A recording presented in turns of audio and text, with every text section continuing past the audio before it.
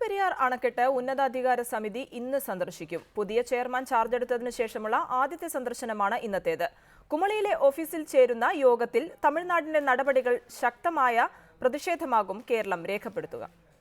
മുൻ chairman LAV നാഥൻ വിരമിച്ച ഒഴിവിൽ ഡോക്ടർ BRK പിള്ളയാണ് പുതിയ ചെയർമാനായി നിയോഗിക്കപ്പെട്ടിരിക്കുന്നത്.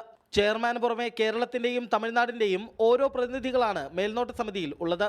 മുല്ലപ്പെരിയാർ അണക്കെട്ടിലെ ജലം ഇടുക്കി ജലസംഭരണിയിലേക്ക് തുറന്നുവിടുന്നത് സംബന്ധിച്ച് ആവശ്യപ്പെട്ട വിവരങ്ങൾ നൽകാത്തതിലുള്ള പ്രതിഷേധം സമിതി യോഗത്തിൽ കേരളം അറിയിക്കും.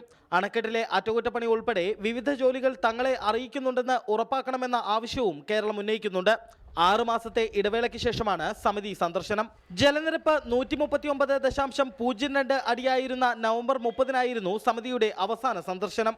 ഷെഡ്യൂൾ നൽകിയില്ലെങ്കിൽ ജലനിരപ്പ് 136 അടിക്ക് മുകളിലേക്ക് ഉയർത്തരുതെന്നും കേരളം ആവശ്യപ്പെടും. അതേസമയം ബേബി ഡാം ബലപ്പെടുത്തൽ ജോലികൾക്കുള്ള തടസ്സം നീക്കണമെന്ന ആവശ്യമാണ് തമിഴ്നാട് മുന്നോട്ട് വയ്ക്കുക. റിപ്പോർട്ടർ, ഇടുക്കി.